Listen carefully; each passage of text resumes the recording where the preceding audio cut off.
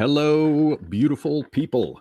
I am Oliver Perrin for Semiagog, joined for this live stream, and very happy it is so, by Apostolic Majesty. Today we will be discussing something that we should talk carefully around. If we've got any mods in the house, please show zero tolerance for hate speech, for bigotry of any kind due to the nature of our discussion, which I'm only going to discuss obliquely at the outset and in the course of this, which is the idea that males and females can change what they are, trading one sex in, so to speak, for another.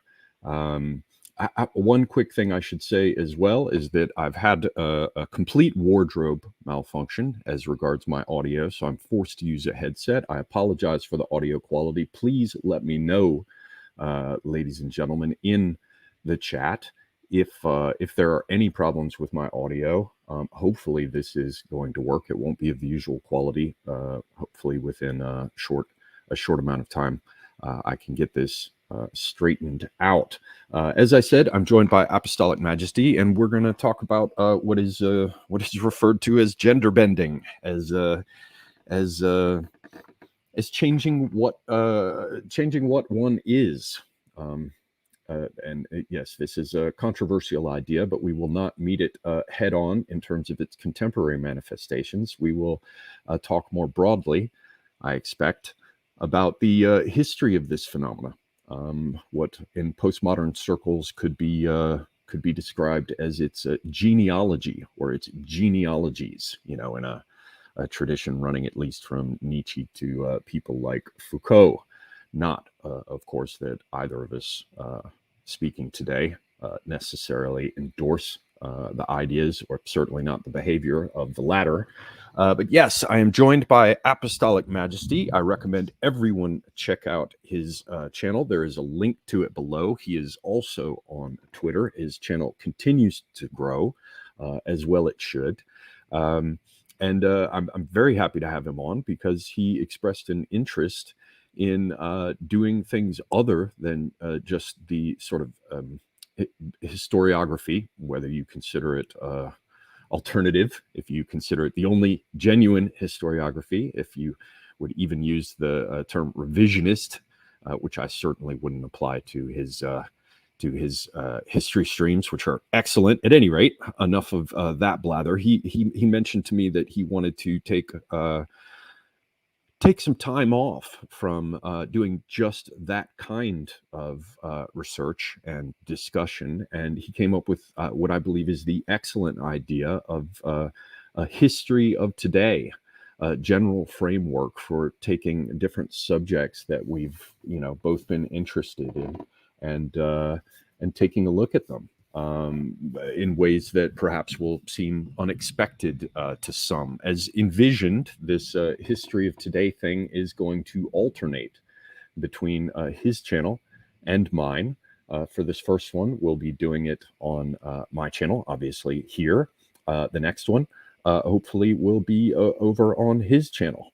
And look forward to more of these coming, as I said, alternating from his channel to mine. Apostolic Majesty, I guess I should quickly say thank you to you, to the Praetorian Chads that make this possible. If anybody wants to buy my books and the rest, there's a description. There are links in the description below, but I'm just going to set aside the normal shilling. I'm going to restrict it to that so that we can get into speaking more quickly. Apostolic Majesty, welcome. Please introduce yourself briefly for those few sad, sorry souls who do not already know of you, who are not as yet subscribed to your channel.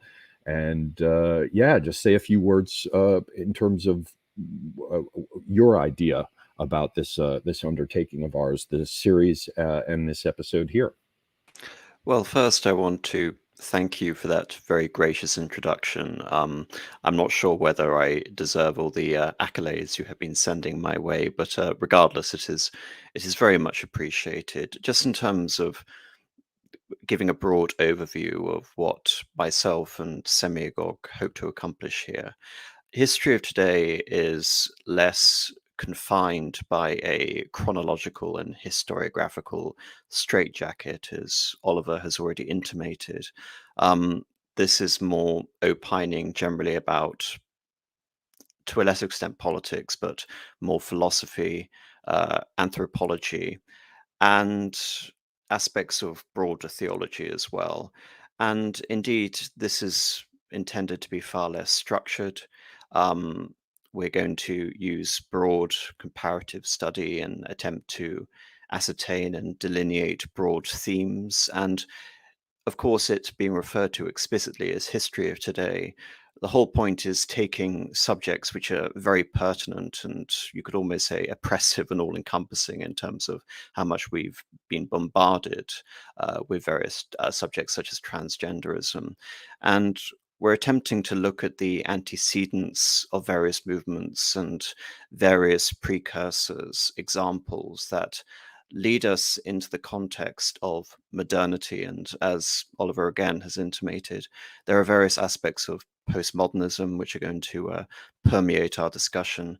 And of course, it is sort of a relief that we don't really have to engage in the historiography of this subject. So I don't really think it will be helpful in terms of creating a far more objective understanding of all these various concepts, which we'll hope to sort of expose to you today. Indeed, in terms of the broad trajectory of this idea of genealogies, or as an alternative title to history of today, we are hopefully going to look into other broad subjects such as the legacy of imperialism, British imperialism in particular, and how that reverberates across the world, looking into things like the ideological origins of the European Union, organizations of certain ethnic groups within the context of larger multi-ethnic states slash empires. But of course, it's not just pertaining to politics. We could also focus on modern environmentalism, so much as that word can even be applicable as well.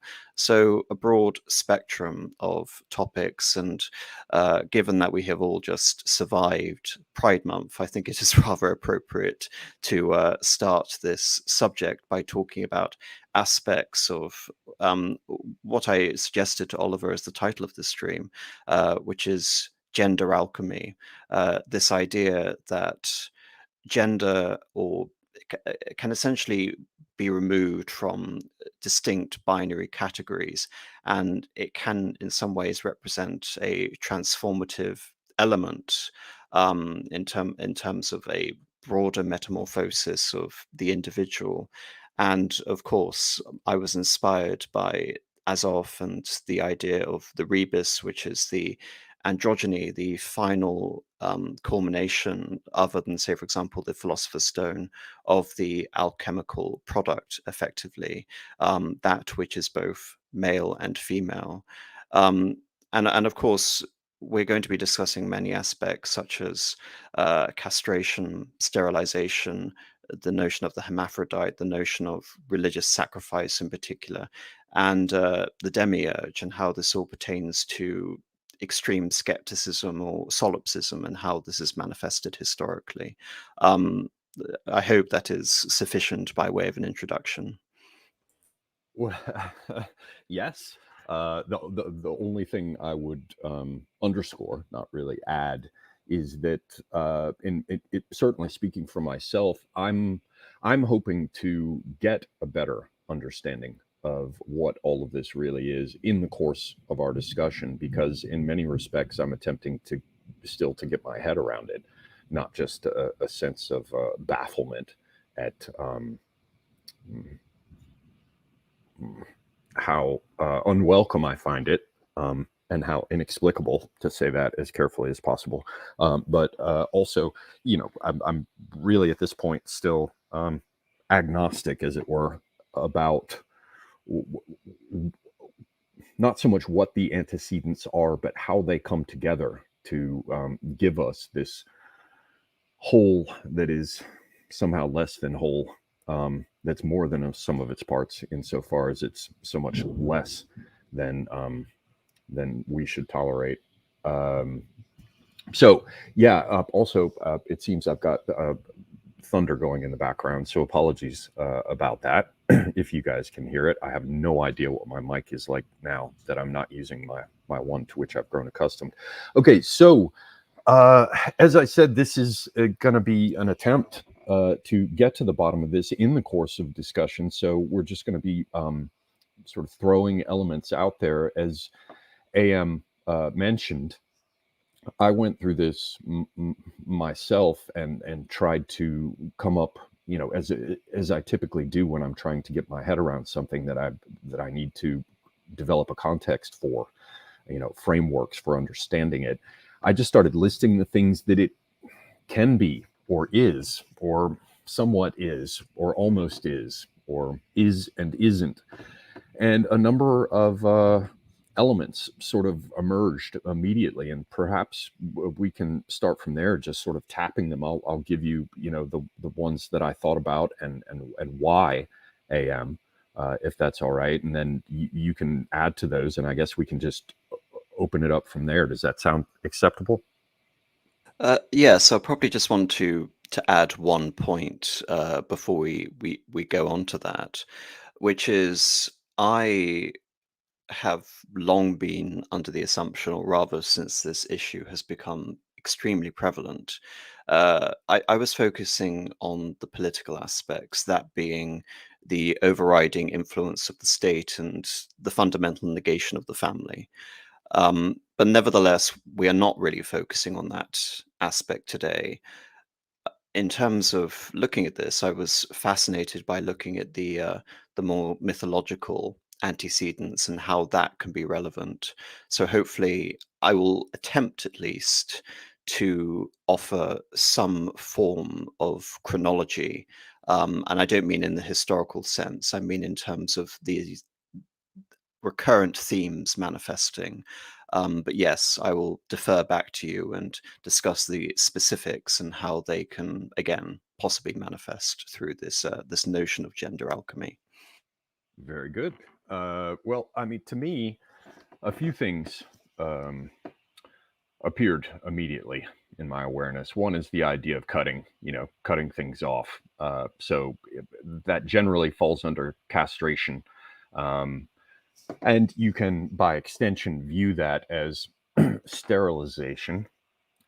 We've also got mastectomies to deal with, which of course doesn't fall under castration, nor does it fall under sterilization, but still, nevertheless, under this sort of same rubric of cutting things off and thereby compromising functions related to fertility or child rearing, we can sort of extend this to include the hormonal therapies, as they are called, the putative hormonal therapies, the mastectomies, the phalloplasty, and these other things. They all sort of fall under this one heading of physical modifications that affects one's fitness as a mate or parent, within this sort of broader set of themes surrounding fertility, which ties into sexual dyads for the most part, in biology as well. So that's one sort of set of themes: cutting, removal, compromising of fertility, castration, and sterilization. That's sort of one block. Then another one for me, and I'll just move quickly through these, and then you can add to them as you see fit, and then perhaps we can discuss them a bit just at the outset, because I think we're going to see these themes reflected in a number of ways. Anyway, the next one is the idea of the hermaphrodite or the androgyne, and the idea that there is a certain amount of hermaphroditism here, depending on where one falls in what's conceived of as a continuum of transition between these fields, since we can't call them points, these approximations of one sex or the other. So, castration, sterilization, fertility, and cutting, the androgyny or hermaphroditism. And then another angle that seems very clearly present is sacrifice, the idea of making a sacrifice in order to achieve a thing.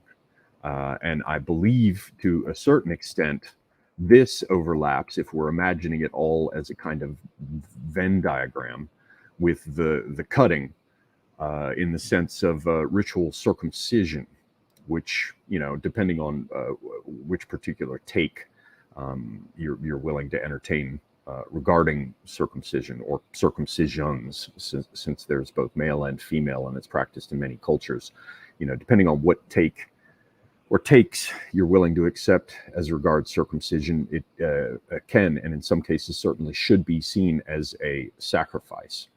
In some cases, arguably, at any rate, as a stand-in for human sacrifice. And there are definitely ways in which circumcision rituals, in some cases, are related to a sacrifice of some aspect of the sexual organs to reach adulthood and to reach inclusion in the community, a kind of initiation into either male or female communities, to be conceived of as having reached the age where one is fertile and therefore marriageable.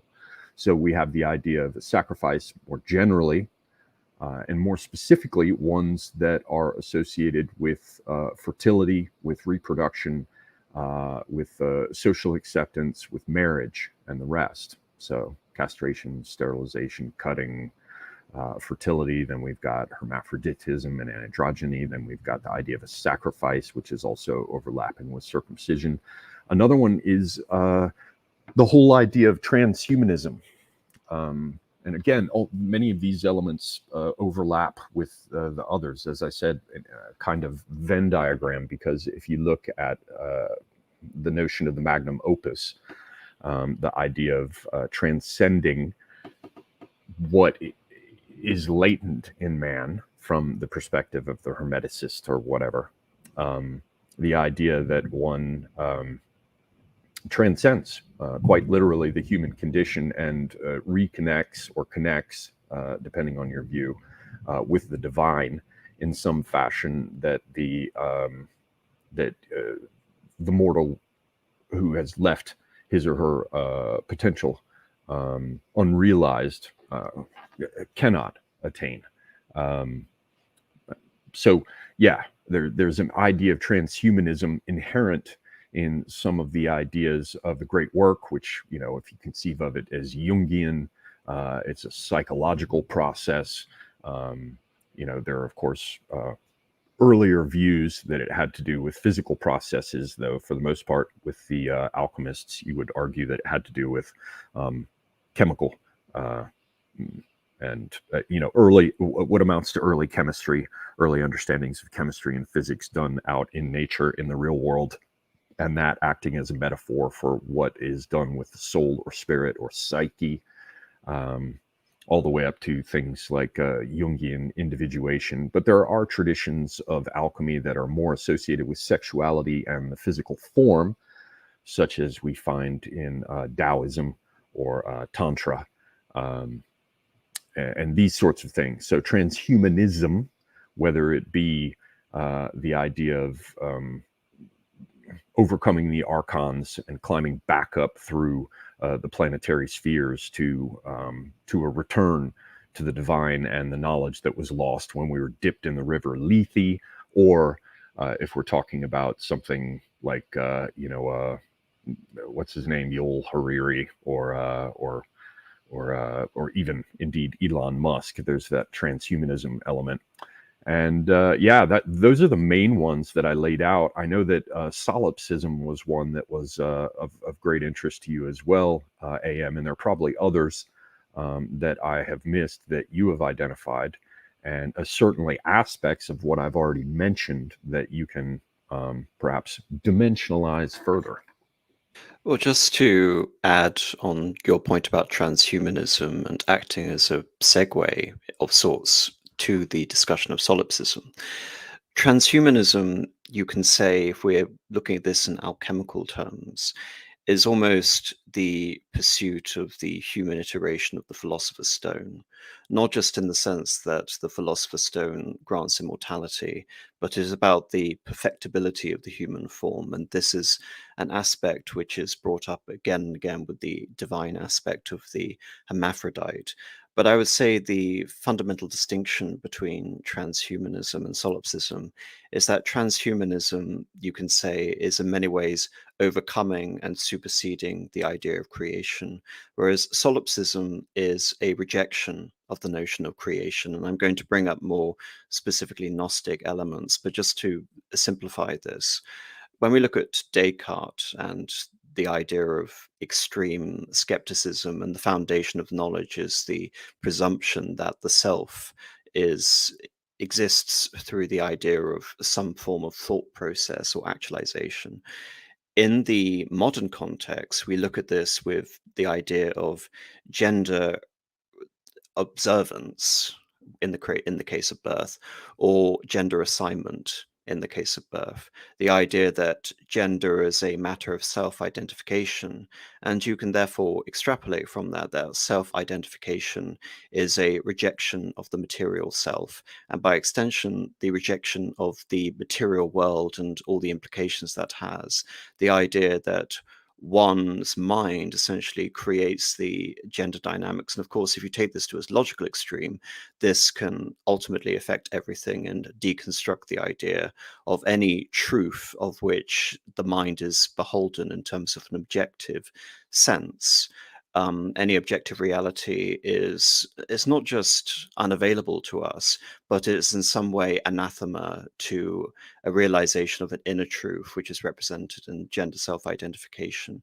And moving this forward, when we talk about gender affirmation, which is a particularly interesting concept, it moves beyond pure solipsism and it becomes religious in terms of an affirmation of a truer self, or an affirmation, you can say, a recognition of faith, that of the person who is having his gender affirmed, but that, of course, of the community which is participating in the affirmation. But I'd like to start this talk by really beginning with castration, because I started looking at this topic by trying to delve into Greek mythology, mythology, not just in terms of etymology, the way we speak, the words we use, but is so foundational in terms of inheriting various concepts in all walks of life, not just beyond the allegorical context of the parables and the myths themselves. And what I find quite fascinating is to look at the fundamental distinctions of gender in Greek mythology, because Greek mythology begins in most records with the distinction between Gaia, the female entity, which represents the earth and all the implications that come with it. Gaia represents the world, represents the material world, and by extension, we can extrapolate psychologically that Gaia also represents deference to the natural world, whereas the active element in all this is represented by the sky, is instanced by Uranus or Uranus, depending on the Roman or the Greek distinction. Uranus, of course, was responsible for fertilizing nature and founding that fundamental distinction between male and female as represented in the sky and the earth. And now, of course, referring this back to the idea of castration, which is the first point of mutilation, time in the Greek sense, chronos, comes into existence and usurps the role of his father, the sky, by violently castrating Uranus in the act of lovemaking towards Gaia. And I find that a very distinctive image in terms of the world and the process of time, moving us from primordialism into the first age of the gods, is inaugurated through the process of castration and usurpation. May I jump in with a quick observation? Sure. One is that with Uranus, there, and I just found this over on Wikipedia. I have not yet, dug more deeply into it, but apparently the etymology of it is arguably goes back to the idea of raining down moisture on the earth. And so we have this idea, like the idea of spilling one seed upon the ground, but in this case, productively, the idea of rain. And we'll be seeing more of this with the idea of, vegetation gods, as Fraser talked about them. And male fertility involving a sacrifice. We see this with Isis and Osiris being castrated. Here, Ouranos is castrated. The main point I wanted to make here is that the act of castration is symbolic in some sense, and that's where we get the symbol of the sickle for Kronos, which is still the symbol for Saturn. It just has a little cross through it. The idea is that it literally cuts the heavens away from the earth, which were bound in copulation prior to that point. So essentially cutting off the genitals of Ouranos, which gives rise to all different forms of life, by the way. So even cutting it off, the blood that falls from him as it lands is fertile and gives birth to things. But cutting of the genitals of Ouranos is essentially cutting the connection between the heavens and the earth, so that they're no longer bound together in this primordial sense that you just referenced, AM, which is the idea. It almost has parallels with the separation of the waters above from the separation of the waters below that we see in other traditions. So only when the heavens and the earth and the dominance of one or the other, that which is worldly, that which is not, which can be, as we'll see later, related to the reason and to the flesh, only when they are cut apart is there this primal division that gives you a kind of reckoning of self and other and difference, and we leave that primordial state. Absolutely. Just in terms of providing some clarity for the audience, Saturn, of course, is the Roman iteration of Kronos, and of course the essentially the spraying of the essence of Uranus and the Earth gives rise to fertilization of various aspects beyond that of the Earth, such as the sea, which will ultimately become the domain of Neptune, Poseidon.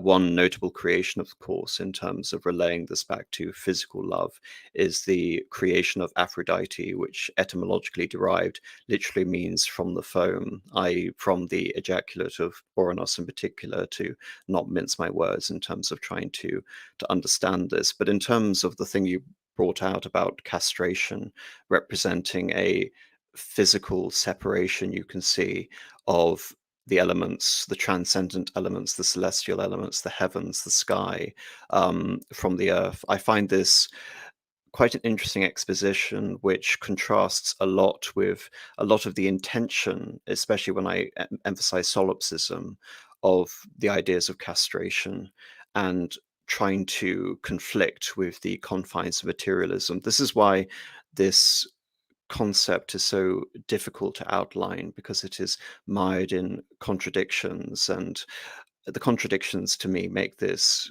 topic all the more fascinating.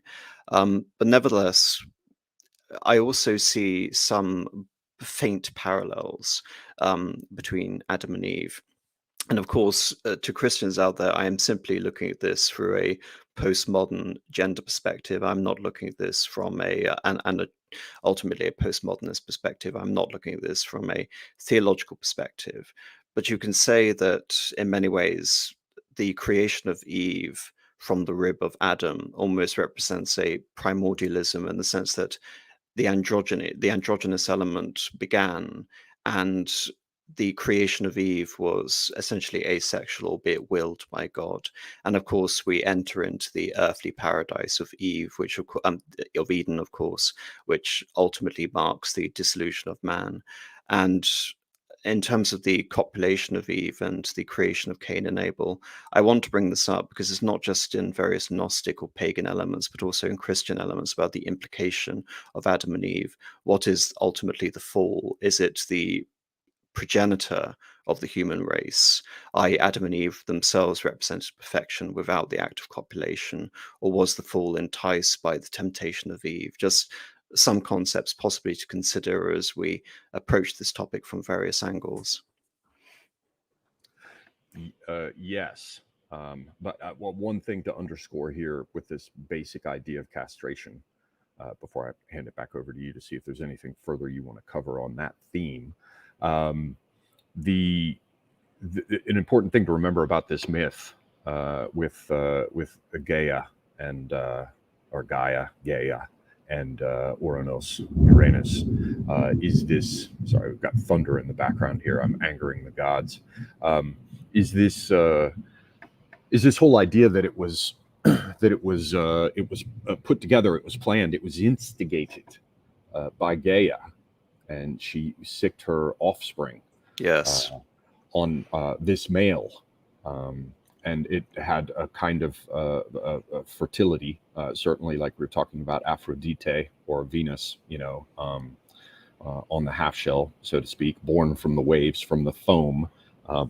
And we're going to see this when we get to the idea of the hermaphrodite, because here you have the idea of Hermes and Aphrodite coming back together again.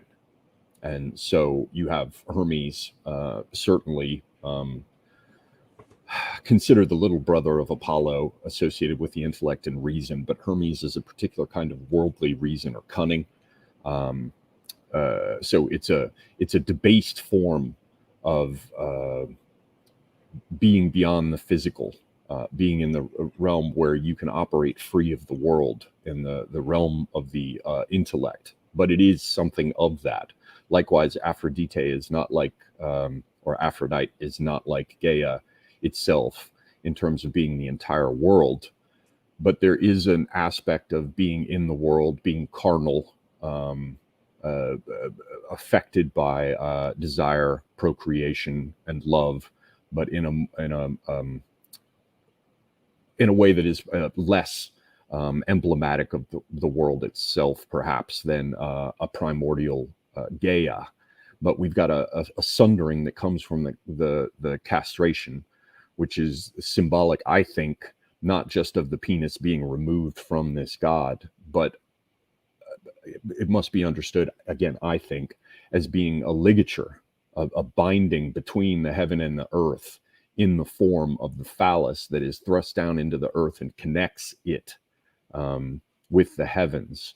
And it's cut, and these two things are sundered. With the idea of the hermaphrodite, you have the idea that that other aspects of this, brought down to date, so to speak, lessened, debased, if you will, as Hermes and Aphrodite, they recapitulate these two elements in a more limited sense, and the attempt to get them together again is to return to a sundered primal unity. Yes, I just want to build on those points, just to go back to what you correctly alluded to regarding the conspiracy between Gaia and Kronos. Of course, you can look at this in terms of the feminine aspects overriding the masculine impulse with Uranus to fertilize, and the inherent conflict, you could say, of the genders in a very sort of violent and a way which is manifest through the castration of Kronos. Sorry, the castration of Uranus. But of course, if we're going back to gender theory, and of course, in terms of the modern sense that really begins with Freud, of course, there are Oedipal aspects to it as well, just to point out. In terms of sort of moving this forward, the comparison with hermaphroditus, I think, needs to be expounded, because, of course, you deduce it as the culmination of the various elements which were sundered by the breaking of this primordial link between Uranus and Gaia. And from my understanding of Greek mythology, there is very little in the way of rampant transgenderism, as maybe quite surprising. And Hermaphroditus himself represents something far more akin to the alchemical rebus, or that of the philosopher's stone, essentially, in terms of some sort of a transhumanist revivalism, albeit incarnate in the gods themselves. Some quote unquote scholars try to bring up various superficial examples, such as Cineas, such as Tiresias, even try to revive aspects of Greek medical models, such as that devised by Hippocrates, the founder of medicine, so to speak, and try to conflict with dominant Aristotelian models, which refer to the hermaphroditus as not in any way representing a different sex, but indeed the doubling or the culmination or the unification of the feminine and the male elements, which of course permeates into Catholic theology. So in terms of sort of moving this forward, and again, in terms of the Greek sense, this is more associated with the transformation of the form rather than the strict delineation or the transformation of the genders, especially in the way that we look at affirmation.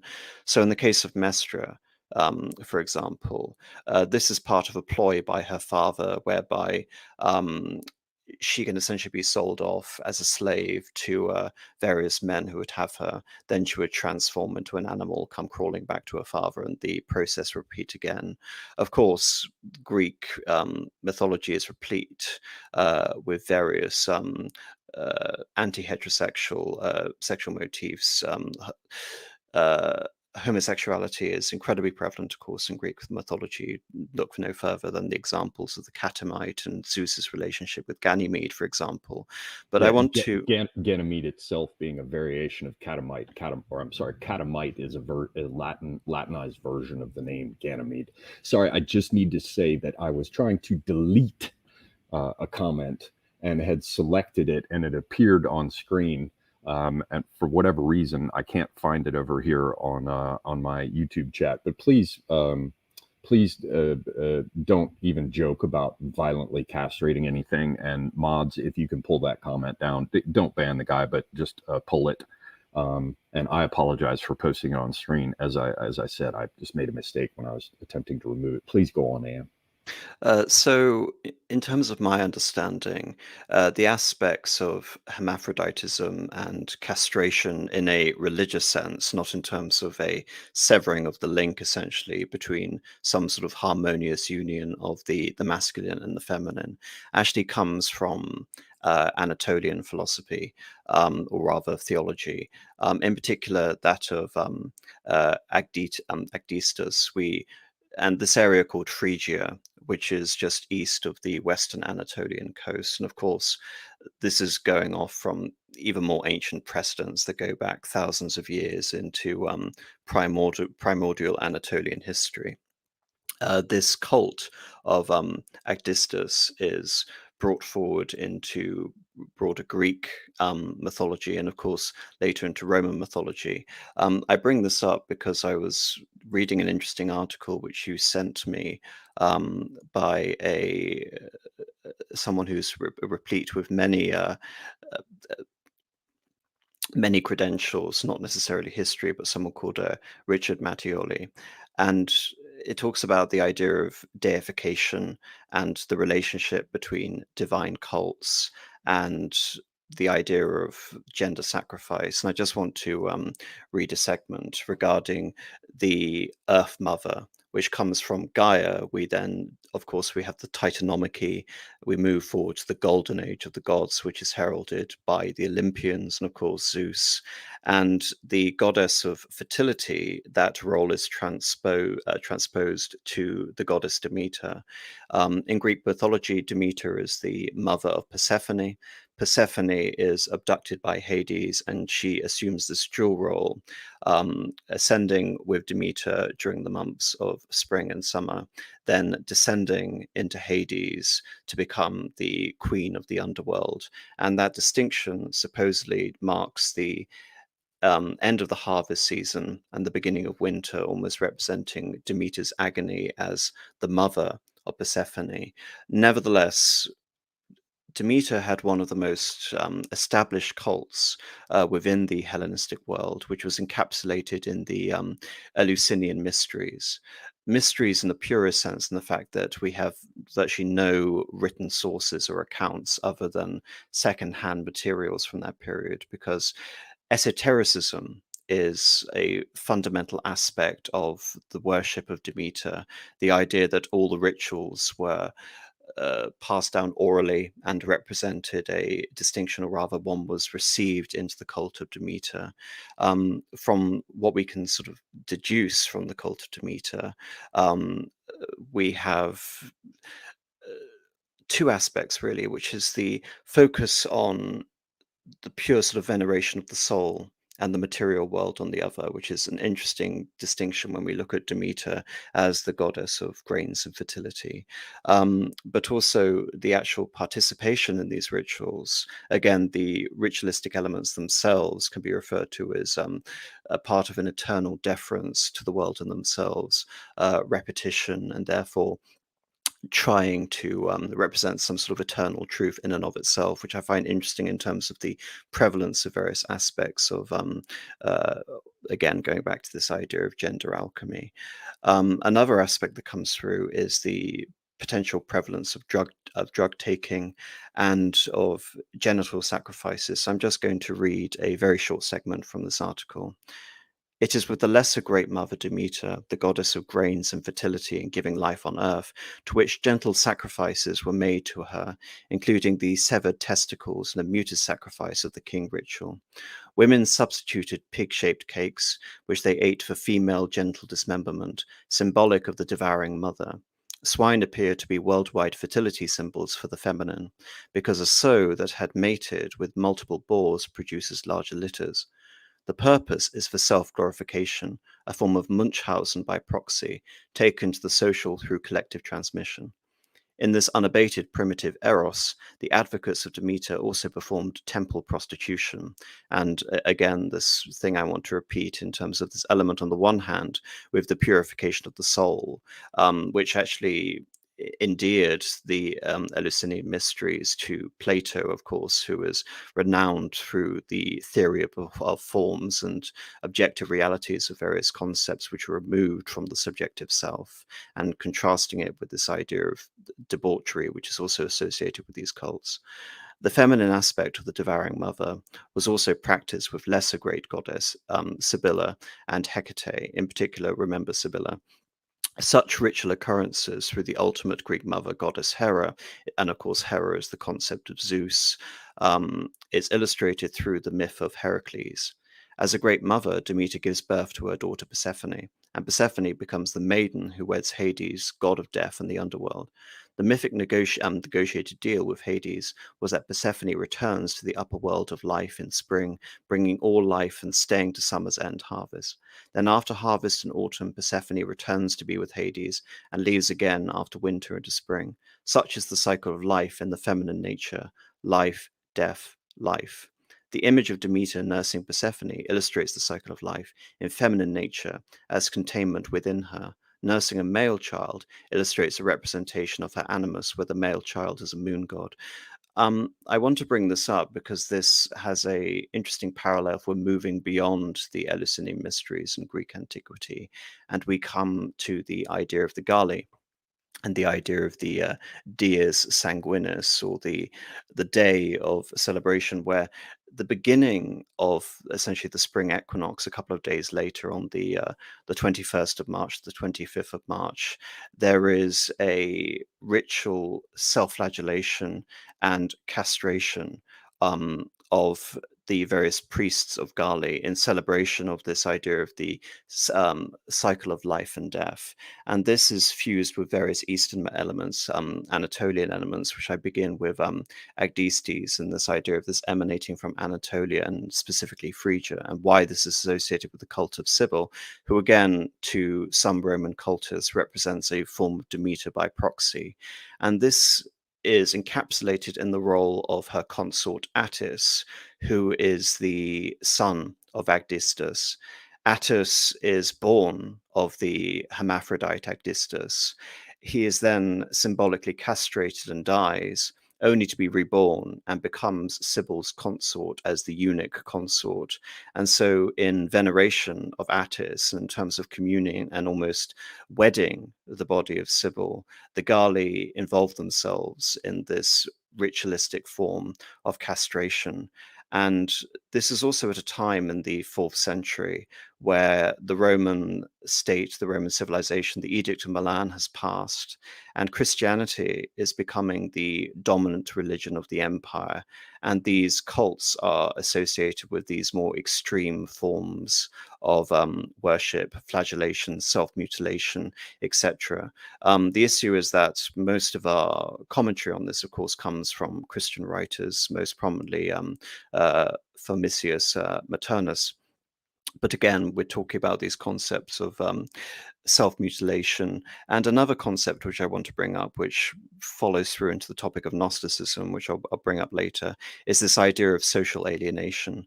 As these cults become more and more obscure, and you can say lose their ultimate grip on power, as per the conformity of the Roman state religion to Christianity, especially with the edicts of Theodosius the Great, alienation and social ostracization result in these more extreme practices, which ultimately result in the veneration of Attis, the attempt to emulate him through a process of ritual castration. Yeah, I think yes, I have a bit to add to that, but before you go on, and also I'd like to put a pin, so to speak, for the time being, in this idea of Munchausen syndrome by proxy, and the potential relationship of something like that to the cultural dominance of something like a great mother or a great longhouse. I think that's going to prove to be one of the underlying themes here. But on the idea of this castration, I've got it here. I'm looking in, can't remember what edition is it. It's the third edition of the Oxford Classical Dictionary here under eunuchs. And just to add a little bit of further context for what you're talking about, if I read a bit here, it says religious eunuchs. In the classical period, religious eunuchs are a feature of several Anatolian cults of female deities, extending across to Scythia and to the southern foothills of the Taurus Mountains, but independent of Babylonian and Phoenician practices. So that certainly corroborates what you're saying there. As a whole, the institution created a class of pure servants of a god. Its significance derives from a double contrast with the involuntary castration of children for court use and the normal obligation to marry. The adult self-castrate expressed in his body both world rejection and superiority. I wanted to add this into what you were talking about because you had sort of tapped on it yourself with the idea of standing aloof from the world. And I think there is certainly an aspect of this that carries over in and through transhumanism. The whole idea of standing aloof from it, looking down upon it, thinking that you are above it, it seems to be a concomitant of the nihilism that is latent in a lot of this. So if we look at like the idea of, well, we'll leave aside the Great Mother and Munchausen syndrome by proxy for the moment, but there's definitely this theme that in cutting yourself away from it, castrate comes from the same root as cast and chaste, which means cut away, cut or separate. It goes back, I believe, to an Indo-European root for kes. And just to continue here from the entry, to return to it, they say for religious eunuchs, it says 2 forms may be distinguished: a senior or even a high priest in a temple, for example, the eunuchs of Hecate at Lagina or Lagina in Caria, the Megabizus of Artemis at Ephesus, and the Attis and Batakes of the high priests of Cybele at Pessinus, which you had mentioned. A member in the second group, a member of an itinerant group of servants of the goddess, not priests, who might or might not be eunuchs. The best known are the Galli, which I suspect you're going to have more to say about. And what is it? Catullus's Attis has led to excessive emphasis on subjective meaning. Self-castration was a decisive step into a status between worlds, parallel to poverty, homelessness, self-laceration, ecstatic dancing, cross-dressing, especially earrings, and face whitening advertised the anomalous state. The value of eunuchism probably shifted over time, for example, from the 2nd century AD towards negative asceticism. Yes, and now they have secular eunuchs as well, and this is important to think of because in the secular world, what is it they say here? To the classical world, eunuchs were despised figures who haunted the courts of Oriental monarchs. The Persian king employed them prominently as guardians of his harem and loyal protectors of the throne, even exacting boys for castration as tribute from some subject peoples. But in the early days, you see that the castrato, to use the term very loosely, they were despised. But in the religious sense, you have them being the pure, the chaste. They've cut themselves away from the world. They've cut themselves away from desires in some respects that we can see later with the scopsi. But another important fact is that later, particularly in the later empire, they were so despised that it guaranteed their loyalty to the regime. So under some emperors, particularly later ones, they enjoyed a great deal of power because you didn't have to worry about them reproducing, and everyone else despised them. So they knew that they sank or swam with you.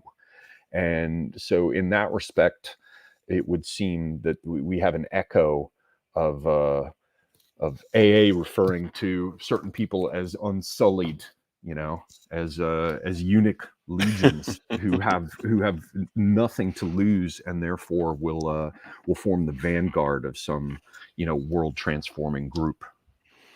It's interesting you bring up Unsullied because I think, in particular, of course, that's derived from Game of Thrones. I think that might be the most visceral manifestation of George R. R. Martin's feminism there, in terms of his anti-war stance and the idea that the eunuch does not commit rape and he's, as you say, more obedient in this sense. I think it might be an important point to distinguish again between secular eunuchs and this idea of gender affirmation. When you look to a priestly caste like the Gali, and of course you brought briefly up the example of Scythia, and there is a shamanistic tradition or a priestly caste called the Anaras. With the Gali in particular, I think this is a very clear precedent of the idea of gender affirmation. Some historians have tried to, or rather gender theorists, I hate to use the word historian in this context in a serious sense, have tried to describe this as a third gender, but I think it's far more fitting to regard this in terms of a ritualistic form of purification, distinct from the material self, and trying to commune in a closer relationship with the divine as represented with Sybil. The idea of essentially becoming the spiritual eunuch consort of the goddess of fertility, the goddess of maternity itself. In terms of what grand eunuch castes represent, because of course this goes beyond just antiquity, Persian history. And of course, this is probably, in terms of scale, the largest example of this is in China. And there is a practical reason rather than a religious reason as to why eunuchs were so prevalent. Because eunuchs go hand in hand with the rise of absolutism, so much as you can even speak of this concept, but you can speak of it more in terms of the legalistic principles of the early Qin emperor, and later of subsequent Chinese dynasties, which attempt to be tempered by aspects of Confucianism and ancestor worship and emphasis on the family, as opposed to these vast hordes of eunuch administrators. But the eunuch, as you mentioned, is cemented in his civility to the state due to his social ostracism. But more than that, the eunuch is not able to produce any progeny, at least theoretically. You have examples, say, for example, of the first Qin emperor, who was mired by a tyrannical regency which was imposed by his mother and her eunuch consort. But in a broad sense, eunuchs can produce no progeny, and because of that, they will not establish feudal holdings, they will not establish dynasties in their own right. When they die, they are essentially politically extinguished and nothing else remains. Also, eunuchs go hand in hand with more feminine aspects of power. When we look at Persian antecedents and we go into later Islamic empires, and of course, probably most noteworthy, the Ottoman empires. On the one hand, you have a large caste of slave soldiers who are dependent on the Ottoman Sultan or Padishah, universal monarch. On the other hand, you have the eunuchs and various gradations of the eunuchs, such as the black eunuch and the white eunuch, who are responsible in part for the maintenance of the harem, working in tandem with the feminine emanation of power. And of course, you and I have discussed that on a specific stream regarding the sultanate of women, to put it in quotes, in terms of a subject which needs greater exposition. But I feel that's as much as can be said regarding eunuchs in this context, simply because I view it more as a avenue for political power and civility to more absolutist forms of government, as opposed to something which really fits into this idea of transhumanism, solipsism, and gender alchemy, rather than pure practical politics. In terms of how this reflects back in Roman society and the idea of alienation as associated with castration, there is a very prominent example which bucks this trend in terms of the Roman world and its relationship. And you said earlier the ostracism and the scandal which is associated with eunuchs in positions of secular power, even though, as you mentioned, the Galli were established potentially since the time of the Emperor Claudius during the Julio-Claudian dynasty in the 1st century AD, around the time of the death of Christ. In terms of secular power, we look to the figure of Eutropius, who is quite fascinating in the sense that he is one of the early regents for the Emperor Theodosius after the Roman Empire definitively splits into East and West following the death of Theodosius. So Arcadius uses Eutropius. Essentially, he's the consul of the year 399, and the ascendancy of Eutropius, who essentially he is brought into the political stratosphere through his role as a catamite, servicing the needs of more powerful Roman patricians and generals in particular, until he arrives in a position of power and influence the court, and he's able to use this influence in terms of dominating the emperor.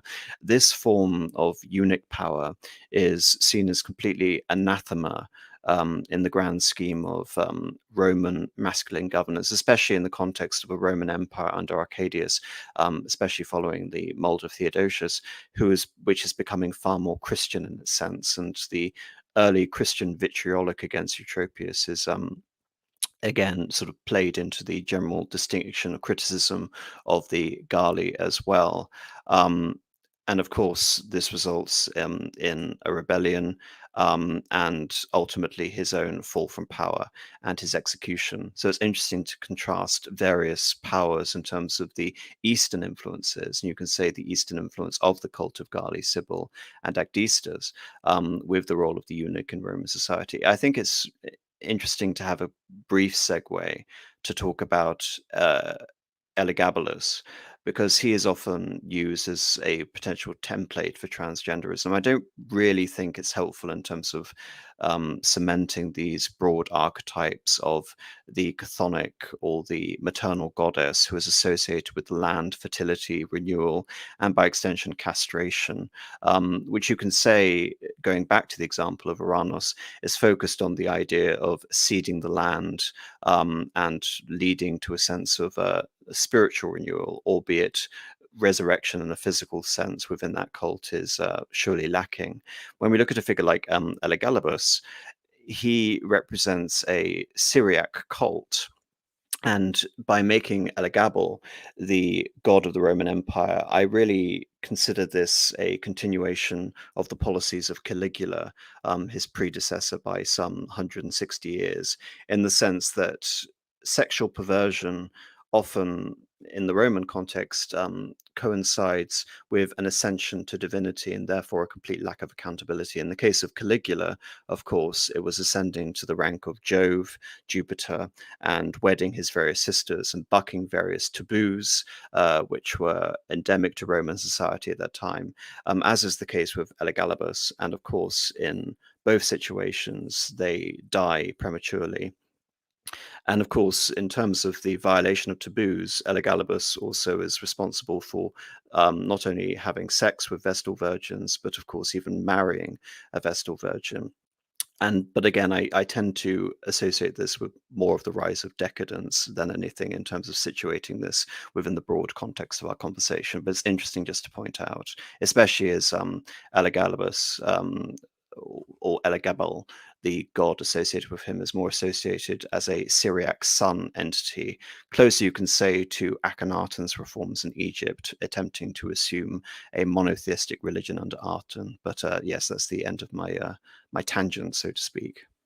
Well, the only thing I would add before we move on then from this idea of castration, which of course has its limits, it must be acknowledged that you know gender alchemy, to use that term rather than another one that'll flag this as being interesting to certain people.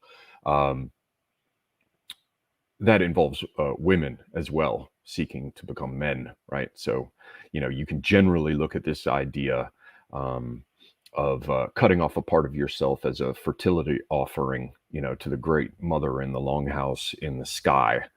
Um, but it like many of these things that we're looking at here, the overlap is not complete, which is why we're forced to sort of, move between these different perspectives in order to get some sense of whatever it is we're dealing with. The old teaching story about a bunch of blind men around an elephant. You feel the trunk and you say it feels like a great serpent. You feel the leg and you're like it's a column. So yeah, one last thing to put in there is that their ritual transvestism, which broadens this beyond the mere idea of castration and brings us closer to our mark, was something from the ancient world as well. Obviously, it certainly had to do with the eunuch priests of Cybele or Sibyl as well. Cybele.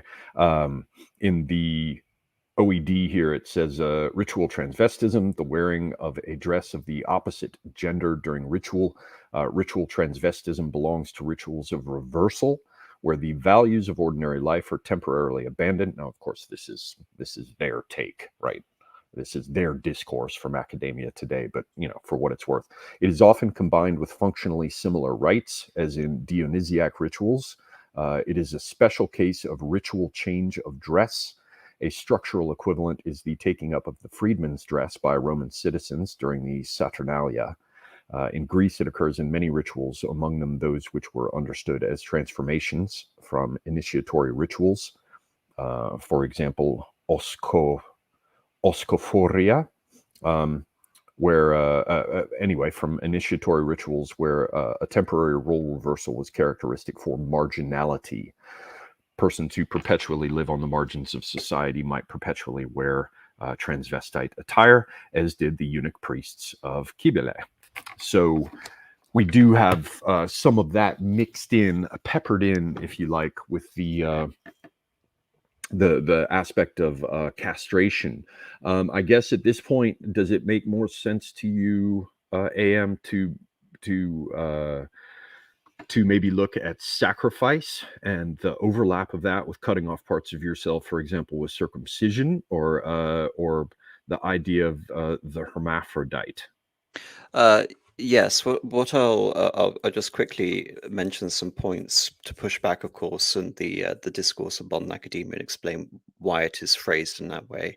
And I will just end on the hermaphrodite, and maybe from the discussion of the hermaphrodite, that would lead on to a discussion around circumcision, the implications of that, and then I'll try and move this away into talking about Gnosticism and how this affects various esoteric, fringe, heterodox movements emanating from Orthodox Christianity.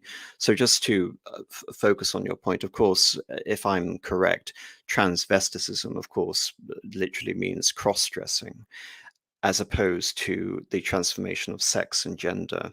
And in this sense, you can look at figures such as the Gali as representative of transvestism in the most primitive sense of that word. But regarding Roman assumptions of this, the assumption that men were becoming women, you can say that it's more looking at roles of the priesthood and looking at the roles of secular power as being associated with some form of perversion, corruption, and of course aspects of femininity, but an unnatural sense of femininity. I think the error here, as with all histories of presentism, is to refer back to these examples as explicit precedents of what is going on in terms of the notion of gender affirmation as representing the true self, as opposed to the simple act of entering into this notion of femininity from a masculine origin and wearing women's clothes, so to speak, which is why we look at a figure such as Elagabalus and try to impose some form of trans antecedent on that character. Indeed. So yes, and I'll move this to talk about the hermaphrodite, the original hermaphrodite, of course, coming from Hermaphroditus, who you mentioned earlier.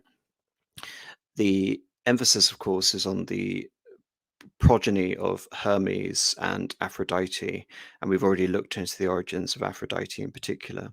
But the Hermaphroditus, again, can't really be discussed within this context of gender transformation or the third gender. From my understanding of it, Hermaphroditus is, as you mentioned earlier, a representation of the reunion of the feminine and the masculine elements. In that sense, Hermaphroditus wasn't just a symbolic representation of that, but Hermaphroditus was also a emblem, a allegory in a way for the harmony between men and women as encapsulated within marriage. So that's just a final point I want to make on Hermaphroditus. And of course, I think I'll leave it to you there, and then we can segue into the conversation of castration. Okay. Well, I think that the idea of the hermaphrodite, present company excluded, has been very much excluded. I think the idea of the hermaphrodite has been misunderstood by many right-wingers out there who get superficial exposure to the symbol. And they tend to think that it's literally about physical hermaphroditism. And there is arguably some element of that should be considered. But there are much deeper and older things, certainly going back to Plotinus and Neoplatonism at a minimum, and arguably are there in some sense in the symbolism earlier on. So very often I'll see right-wing people be like, oh yeah, they're all into Hermeticism and they're into magic. And, they look at an alchemy text and they think to themselves that, oh, well, it shows a man and a woman coming together. Then, that must symbolize that they think that somehow on their path that they need to become both man and woman physically in their bodies. And that's what the transgender stuff is about. So far as I understand it, and this is something that I have spent a number of years studying various aspects of it, there's quite a bit more to it. But so when I look at the Hermetic works and alchemical texts and the rest, I don't see a set of prescriptions for attempting to change your sex physically, or to cut parts of yourself off and all the rest. Now, that is not to say that that just as I think many right-wingers have failed to grasp it, that's not to say that more recent quote-unquote occultists, somebody doing their spirit cooking, it's not to say that they couldn't understand it just as stupidly and superficially. But in any case, to me, I believe that there's a failure to understand the way in which the marriage of Hermes, the mind, and Aphrodite, the body, can stand for any number of unions, themselves symbolic of the resolution of seemingly incommensurate elements in divine unity. And so if you wanted to take a look, this is from an author I recommend everybody. He's just great, especially the people who are into art, traditional, classical, that sort of thing, the symbolism of it. It's Edgar Wind in Pagan Mysteries of the Renaissance. Great book. He's got in chapter 8, it's called The Birth of Venus. And he's talking about Marsilio Ficino. And for those who don't know, he was a translator of ancient texts for the Medicis, for Cosimo de' Medici. And he lived a bit longer, so he was part of the court of other Medicis, but he translated Plotinus, he translated Plato, he translated the Hermetic works for the first time into Latin for the Western world. And anyway, Edgar Wind, a great scholar, is here talking about Ficino's theory of permutations as related to the symbolism of the birth of Venus by Botticelli. But he's just got this paragraph here where he says, in explaining the third book of the first Aeneid, which is in the original called On Dialectic, but for which Ficino introduced the more elaborate title on the threefold return of the soul to the divine, De triplici reditu animae ad divinum, Ficino started with a triad of gods, Mercury, Venus, and Apollo. Now, of course, that's Hermes, Aphrodite, and Apollon. And expanded it into an Aeneid that is a ninefold series, because each of the three gods asserts his power for himself and also in combination with one of the others. The 9 possible variations are listed by Ficino in the sequence Mercury, Mercury, Venus, Mercury, Apollo, Venus, Venus, Mercury, Venus, Apollo, Apollo, Apollo, Mercury, Apollo, Venus. So you can already see that there's this system of pairing these gods to represent the qualities. And we can see that this is within the context of a threefold return of the soul to the divine. And indeed, if you go look at alchemical manuscripts, you will see the rebus often represented in front of the Greek letter upsilon, which looks like a Y, which is often thought of as the forking path, but it's also a kind of triskelis. And so what does he say here? In this list, the constellation of Venus, Mercury, which is Hermes, Aphrodite, hermaphrodite, in some sense, which Botticelli represented in the Primavera, occupies the center. Now, that's not that the Primavera was about a hermaphrodite. It's that it is about Venus and Mercury, which is to say Hermes and Aphrodite. And he says, and that is perhaps more than an accident, since this combination of Venus and Mercury, which is to say Hermes and Aphrodite, is a combination greatly plays. This is perhaps more than an accident, since it is a combination greatly praised in Plotinus's De Amore, when he speaks of the soul conjoined to the body as the most perfect form of Aphrodite. And in some respect, Hermes, the clever mind, and Aphrodite as a kind of body, or carnality, they come together.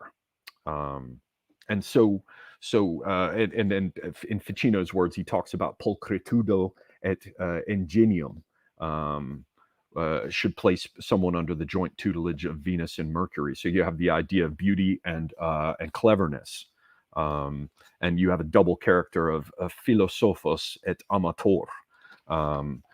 So, and you can go back and look. Most of that is in book 5 in the Aeneids. You'll see stuff on love that goes into this idea of the different ways Aphrodite can be understood by this period. So I don't want to go way off the deep end Certainly, this has been misunderstood more recently, and perhaps by the kind of people who like things like spirit cooking and the rest. But more generally, it's the idea that you take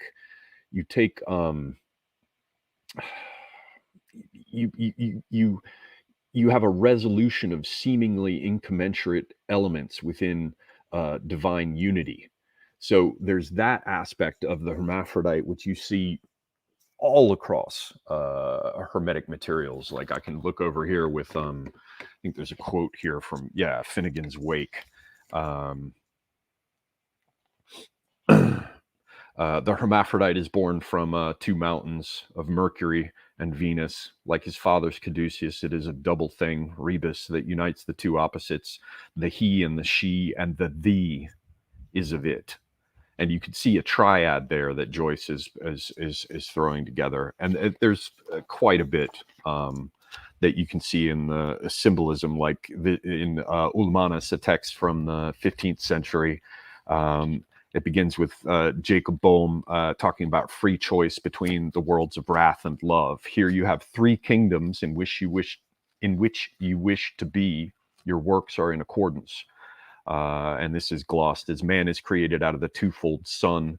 The inward spiritual sun embodies the divine hermaphrodite. He is the personification of unselfish alchemy, consisting of Jesus, the male stone of purity, Mercurius spirit, and Mary, the female stone of loveliness, Luna or body. Their father is God, the father, the petrolift, which strengthens against all the devil's temptations. Now, I'm not suggesting any of this is orthodox. I'm just trying to point out that throughout this, throughout the actual esoteric texts themselves, if you go look at them, the last thing this is an idea that a man has to become a woman or a woman has to become a man, and certainly not that the one should change their body for the other. And absolutely, I think that's a brilliant exposition regarding the specifics of the androgyny or the hermaphrodite. I think I just want to give quote unquote right wingers, however we use that term, a bit of the benefit of the doubt here, and say what has been outlined here is an attempt to delineate the origins, the original meaning, the historical context regarding these concepts in a perennial and ancient sense, whereas a lot of people are going to have these notions transmitted through a incredibly superficial and to some extent politically motivated iteration of the hermaphrodite as representing some form of gender transformation or genital mutilation regarding the transition between the sexes. Yes, no argument here. And that's why I was careful to place in there that it is certainly possible that that if some right wingers understand it superficially and are repelled by that superficial understanding, it stands to reason that there are plenty of quote unquote leftists who superficially understand it, probably even more superficially, and are instead attracted by it. And given the general degradation of all learning, knowledge, and understanding in our day, it wouldn't surprise me if they, completely understood an alchemical manuscript and just, ran out to buy a cutting board and a cleaver. So one last thing to point out on this idea of the hermaphrodite is a bit from the OED, just a last sort of closing remark here. A favorite subject, this is prior to, of course, the symbolism, or much of the symbolism explicitly articulated from the Neoplatonists onward. They write, a favorite subject of Hellenistic and Roman artists, he is invariably, this in reference to hermaphrodite as a god, he is invariably depicted with developed breasts and male genitals, his physique soft and boyish. At Republican Rome, natural hermaphrodites, androgyni, were considered ill-omened prodigies and were liable to ritual drowning at birth. So the idea that the hermaphrodite was in some sense sacred, at least in the Roman variant of the cultures that recognized him as a divinity. Yeah, that's a non-starter. So that's a bit about the hermaphrodite aspect, and everybody has to understand that the hermaphrodite isn't so much about, if at all, about moving from one gender, as they like to call it, or more accurately, sex, to the other. Um, it is, in fact, about the unification of both of them, the idea of the sun and the moon, which, for example, can stand for masculine and feminine, day and night. Um, Certainly intellect and intuition. It's these things are united, and the symbolic representation of them is a kind of approximation. In none of the alchemical literature do you see, a man turning into a woman. What you see is, I shouldn't say none, because the material is vast, and I certainly haven't reviewed all of it. But from what I've seen, the way it's depicted is that you have a man and a woman coming together in a process that ends up with this two-headed thing called a rebus, um, among other things. But you're not seeing it where the man transforms into the woman, which really just underscores that this what we're talking about as a contemporary phenomena isn't this hermaphrodite either. It's not castration. It's not truly hermaphroditic. You know, but it has aspects of these things. It has aspects of being a eunuch and the rest. Okay, but I have blathered on too far. We have this idea of circumcision, which is somewhat interesting to me, mostly in the context of it standing for uh, other sacrifices, even arguably, human sacrifice. And it being related with the sex organs, it seems quite reasonable to imagine that in many of the cultures that have circumcision, both male and female, that it's related again with marriage, procreation, fertility, coming of age, which is puberty. So, yeah, what would you have to say on this subject of circumcision, Anne? I can offer two perspectives. Obviously, in the Jewish sense, circumcision is a prerequisite for entry into the religious community. But then again, contrasting this, circumcision, especially female circumcision, can be used as a tool essentially of conquest regarding, say, for example, various African tribes. I also want to expound the idea of circumcision as in some way relating to this idea of child sacrifice or the sexualization of children in some senses, bearing on ideas of Freudian castration anxiety, etc. I read an interesting theory regarding castration as practiced on older subjects as almost representing a passage from the prepubescent to the pubescent, but in the sense that it was the sacrifice of the child, that the circumcision was in many ways the act of the killing of innocence and the inauguration of the sexualized self, the adolescent, etc. And of course, when we look at sort of Semiticism as associated with circumcision, of course, we can sort of take this idea of child sacrifice in a more literal sense beyond the concept of circumcision. And we look at the various cults, say, for example, of Moloch, of Baal Hamon, of course, taking this, of course, to the Semitic Punic civilization and looking at Carthage. I find it rather interesting that there was a vast revisionist effort from the 1980s onwards up until relatively recently that attempted to, say, for example, paint Cato the Elder as some sort of a neo-Nazi archetype, and therefore, from a postmodern perspective, all slander against the Carthaginian Empire was pertaining to Roman justifications of post hoc conquest, etc. Of course, recently examples of the Tophet have been discovered, and such societies did partake in child sacrifice. So I think it's interesting to bear in consideration the idea of circumcision, the sexualization of children, and the possible motifs of essentially the annihilation of the child.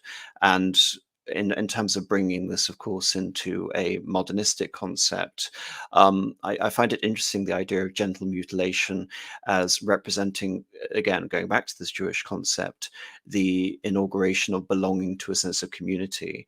And of course, this is most obvious when we talk about the idea of a trans community, whatever that is, that one is partaking in some form of ritualistic self-mutilation so as to enter into this new and indeed protected community, which becomes a client group of the state, if we're again to look at this from the perspective of a history of today and look at the implications of mutilation and a sense of ritualistic belonging.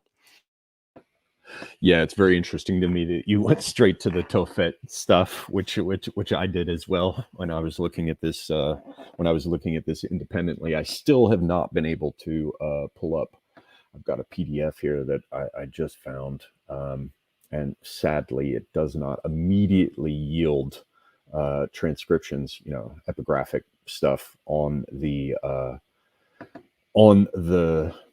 prayers that were associated with the sacrifices of infants, their own infants, by the way, though arguably during some periods other people's infants. But they have, they have stele in Carthage that show a male person identified as a priest, holding a baby considered to be a sacrificial victim. They also did it with small animals, but I was very interested to figure out the types of things that they ask for, and I have not as yet been able to dig well enough into it. And also, I want to find out more about the goddesses and gods associated with it. Because of our earlier thing with talking about the Great Mother and the idea of even vegetation gods, as I mentioned in Fraser, and the idea that the child of the corn would have it would be castrated and slain as a blood sacrifice to ensure fertility and a proper harvest. All those kinds of ideas. I wanted to look at the idea of the Tophet and find out if it really is just like a malach or whatever. But it does appear that there was child sacrifice, certainly in Carthage, to Tanit, as well as her consort, Baal Hamon. And so it's important to underscore here that we're not talking specifically about Jews, though of course there is that aspect. No. I'm talking about broader Semitic culture. And of course, absolutely, I know this. I'm just making sure that everyone else understands. Just to illustrate, Punic civilization is an offshoot for Phoenician civilization, which of course originates from Lebanon. But in terms of trying to broaden this understanding of the notion of circumcision within a historical place and time, and again, I need to look into the example of Tanit in particular. Is it more that Tanit is representative of or the Carthaginian equivalent of a Hera, or are there any Gaia-esque or Earth Mother motifs that can possibly be assigned to her? Yeah, my knowledge of her is superficial at this point. I know that there are claims that there are relations between her and Astarte or Ishtar or whatever. In terms of Greek syncretism, there are apparently a number of different goddesses that the parallels get drawn with, but I have not looked well enough into it. This is, as everybody listening is probably getting some sense, and as AM and I quickly found out, this is a sprawling subject. If you just try to track down the various threads that it looks like, or that we did, and there are certain aspects that are very closely related. Like we both went and looked at Tophets. But I'm sorry, say. Just looking at reading a Wikipedia page, Tanit is associated with the idea of maternity, the idea of bringing rain, and of course the idea of farming. Even though again this is related to transcriptions of the Canaanite language, etc. So there are motifs that are pertinent when we talk about the figure of Tanit, and of course going back to the role of Demeter and this idea of the devouring mother. I think this is also another interesting concept in terms of the goddess that devours her children, because of course going back to our first example and looking at the conspiracy of Gaia and Kronos to usurp Uranus, of course Kronos maintains his power by essentially if I believe correctly, his consort is Rhea. Nevertheless, he sustains his power through the consumption of his own children. And it is only through the intercession of Rhea that the Olympian gods are produced, and we have the usurpation of Kronos by Zeus. But again, an interesting notion in terms of tying these concepts to archetypes of child sacrifice. Yes, and certainly this Semitic in the broad sense, again, just to underscore that again, we're talking about, a Punic civilization, Carthage, right? And we would probably find aspects of this in the other Semitic group, the Arabs. But I have not had time to go, dig into it and look further. But we do have this Semitic this likelihood that among the Semites, castration was a kind of standing for some sort of greater sacrifice. And given the fact that we have a movement, like in a lot of cultures, the circumcision takes place when you come of age, right? So among the, when I lived in the East, among the Turks, you'll see these kids riding along on donkeys, on the back of a donkey, with like all kinds of costume jewelry on and costume turbans, and people playing drums beside them, and they're promised sweets later in the day, but they're all sobbing because they're going to get the end of their business cut off. That's not happening when you're a child. I'm sorry, it's not happening when you're an infant. It's closer to this sense of coming of age. But with the Jews, certainly, you have the idea that you're doing it to an infant. And so I suspect, though I cannot confirm, that there are aspects of the circumcision standing for or obviating the need to sacrifice the child itself. And we've, of course, got the story of Abraham and Isaac, which would seemingly confirm that. The thing is, as soon as you begin to look into the symbolism of circumcision itself, it becomes it's all squid ink. There are arguments from every direction, and it was, at least for me, very difficult to figure out what it's all about. But you can see a similar thing with the in late antiquity, they begin to replace blood sacrifice with the offerings of spices or cakes. The argument that the birthday cake is in some respect a vestige or survival of this. So, on the one hand, we have that whole kind of Semitic thing, the idea of a sacrifice, the idea of a sacrifice of the child, the idea of it being to a mother. I'd be very interested to see figures on, or if anyone has done any studies on whether or not there's any kind of skew or anything of the sort in terms of male or female infants being sacrificed at the Tophets that they've excavated, for example, in places like Carthage. But then there's this other angle, which is you add female circumcision, and you get this sort of, to me, a very clear idea of cutting off the genitals is standing for a more complete sacrifice, and it having to do with fertility and procreation. And one of the major themes that still stands out for me is this, idea of a cultural Munchausen syndrome by proxy. Perhaps we can come to that at the end, depending on how much time everyone has.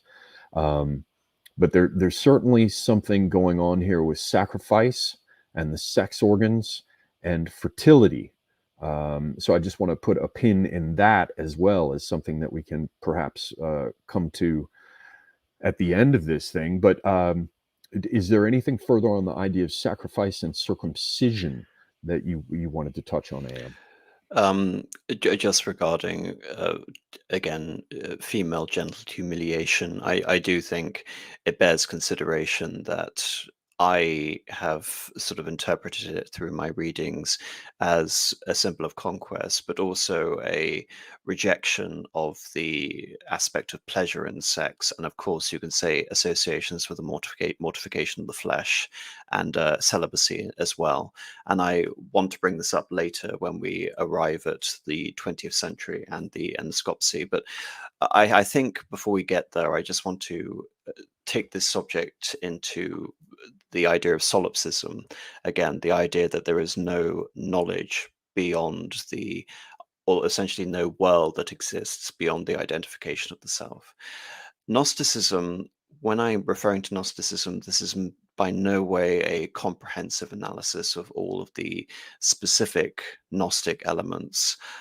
Indeed, I'm not going to have any time to say, for example, go into depth about Manichaeism, albeit that is an interesting subject, which I may or may not cover at one point, probably not, given my backlog. But how I'm looking at gnosis and essentially the idea of literal personal spiritual knowledge, if we are to deconstruct that word etymologically, gnosis here, or Gnosticism, is referred to as essentially a heterodoxy from both Jewish and Christian sects. So that's one element that I want to emphasize. Heterodoxy, which leads to a broader sense of alienation, as the first component. The second component is the idea of the demiurge, the notion that the material existence is in some way a lesser existence. It is a distraction from the true existence, which is represented by a higher god, which is obscured simply by the demiurge. And the final concept that I really want to bring up, again, is reinforcing all these elements, is moving away from the idea of sin and focusing on the ideas of illusion as reinforcing this idea of the demiurge. So heterodoxy and the obscurity of a real existence. And of course, all of this is compounded, or you can say dependent on, the idea of direct knowledge, direct communication, bypassing a specific priesthood and having an inner understanding, which in a religious context can link to this idea of a self-affirmation, or indeed a gender affirmation, which transcends all material and worldly considerations and can be used essentially to bypass the false existence of the demiurge, which would later be sort of reiterated in a rather unoriginal sense by Descartes as to represent the all-encompassing evil demon who has obscured reality from us, hence arriving at this idea of total skepticism. In this way, you can say that Descartes' assertions weren't really original within this broader context. But as deliberately linking to the trans movements, I believe looking at Gnosticism in the broader sense is very valuable in terms of trying to understand the idea of trans and its relationship with a objective reality that not only stands apart from the human being, but in a way conditions the human being beyond their attempt to reason themselves out of it. Well, reason there being a very important point with the idea of desire and instinct, and the lower part, right? The filthy organs of generation, right? And the idea that you must cut away that which which draws you back down to the world. So the various mad undertakings of stylites, or even traditions of self-castration, voluntary castration in Christianity, which arguably there's evidence for in the Bible, but from what I was briefly able to see, there really wasn't much of a Christian tradition of that, if indeed there was one at all. I think there's a claim about one church father, but yes, the idea that you cut away this thing that draws you down, and this thing that makes you I don't know. There's an odd thing going on here with the notion of a primordial unity, right? The above as Uranus and the below as Gaia, and severing the link, you castrate them, and it allows them to separate. But in this case, you the separation of the real and eternal world, rather than the domain that's ruled over by the demiurge, is construed. It's understood as being more. You see, this is where you get into the oddness of the I guess you could call it Manichaeanism, Manichaeanism, because there's that hard duality which the more orthodox Christians rejected.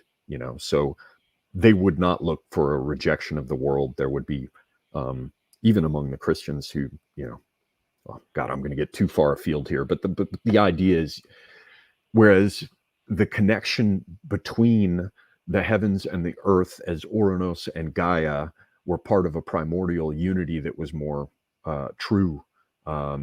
It's certainly more primal for the ancient pagan, with this Gnostic idea to fully separate yourself, or some strands of Gnosticism. That's the other problem. There's a vast amount of material, any number of beliefs that all get plugged in under this rubric, but there is definitely a consistent, highly dualistic, world-rejecting set of currents in what gets called Gnosticism, all the way from the idea of, I believe in some cases, removing their genitalia to, saying that they wanted to be clean and pure and free from sex at all, total abstinence, because you didn't want to create offspring in this world, because it was fallen under the spell of the demiurge.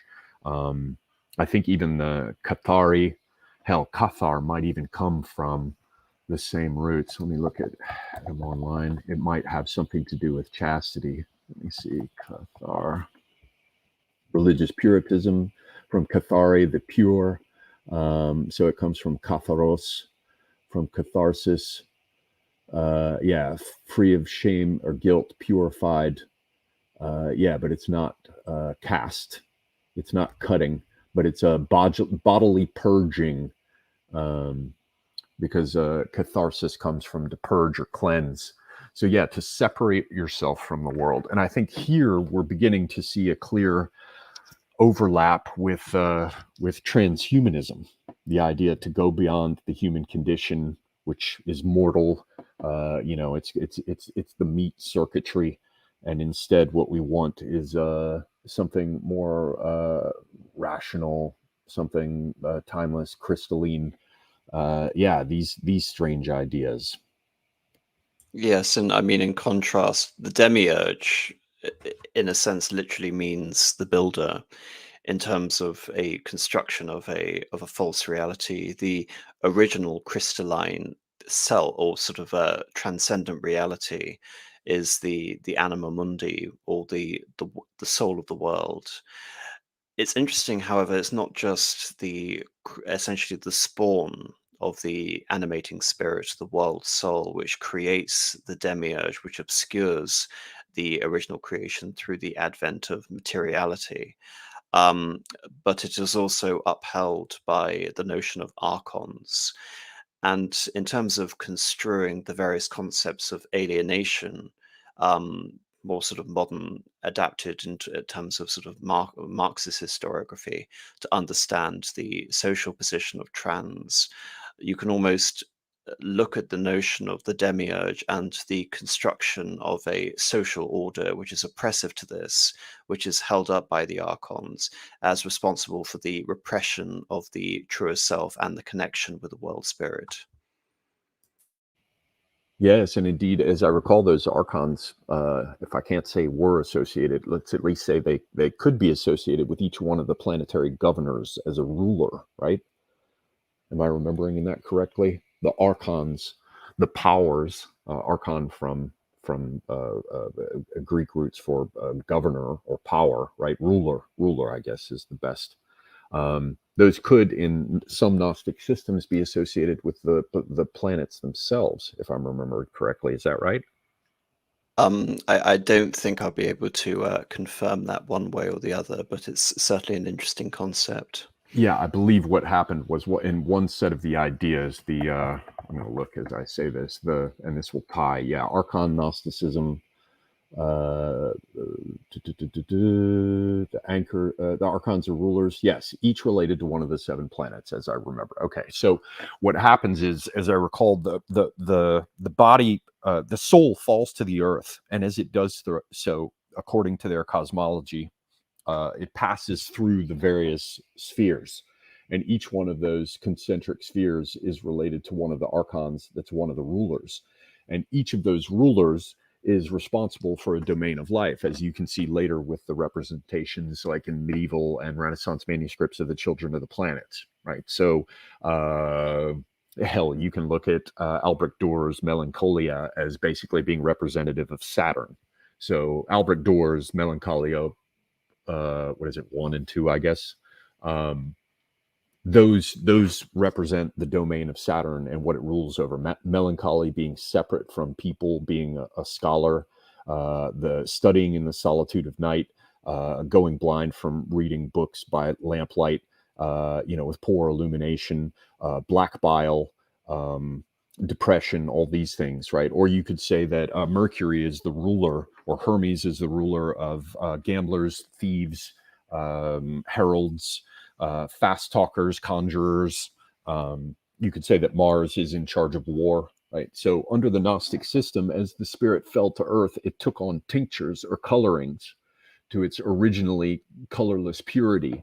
And as it was drawn to the earth, it had these impositions made upon it, which are reflected in horoscopes, according to the lore. And so the goal of returning to the divine involved escaping from that gravity well, so to speak, and moving back through the celestial spheres to return to the divine, and in doing so, setting aside or relinquishing those aspects that had been imposed upon one by the stars, the cruel stars, responsible for our fate, basically escaping fate itself.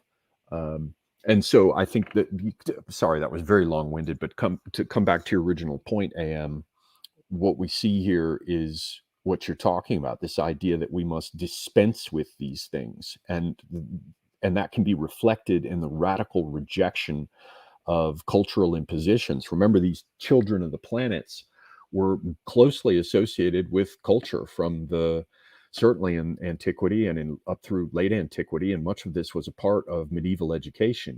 As you well know, with authors like Martianus Capella, and the 7 liberal arts and others like this. Those late antique authors got carried over as central aspects of medieval education, and so it was understood. And that's why we see Children of the Planets in Renaissance manuscripts, even as late as the early 16th century, because those were areas of life that were dominated by these gods. It wasn't just that Mercury was a god, it was that he was also in charge of heralds, and that Venus was in charge of musicians. And so by separating yourself from these impositions as you fell to earth, the soul in the Gnostic system, you were throwing aside not only the fate imposed on you by the stars, but also all these conventions of man and human society. And so, yeah, there does seem to be quite a bit there with Gnosticism and Marxism and the rest. And you brought this subject to the end of the medieval period, to the beginning of the early modern period. I use all of these historiographical categorizations in quotes. Of course, an element of Gnosticism, of course, is an recontextualization of the role of Christ away from the Orthodox concept. This is beyond, say, for example, Monophysitism or Arianism, which is disputing the specific nature of Christ as the Redeemer. But this is going on to things such as Islam, which recontextualize him as a prophet, or the idea that Christ is responsible for realizing or opening our minds to the idea of the world soul. So, in a sense, you can take these heterodox elements of Christianity, Gnostic elements of Christianity, and arrive at these various sects which are ultimately schismatic from Christianity. And the first one I really want to talk about are the the followers of Christ's faith, which in Russian, as emanating this movement, is Christo Veri.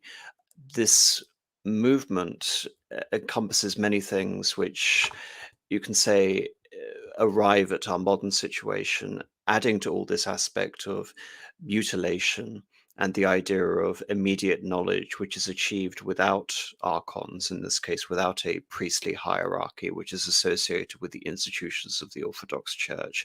You add to this the imminent ending of the world and the beckoning of the apocalypse, in which this idea of ritual self-flagellation and mutilation is associated with millennialism, the idea that the world is coming to an end.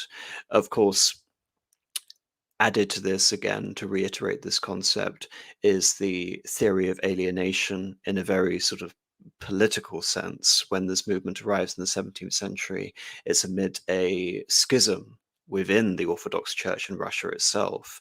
After the reforms of Nikon, we have the distinction into the Reformed Russian Orthodoxy, which is attempting to correlate more with Greek Orthodoxy, and we have an attempt to purify it.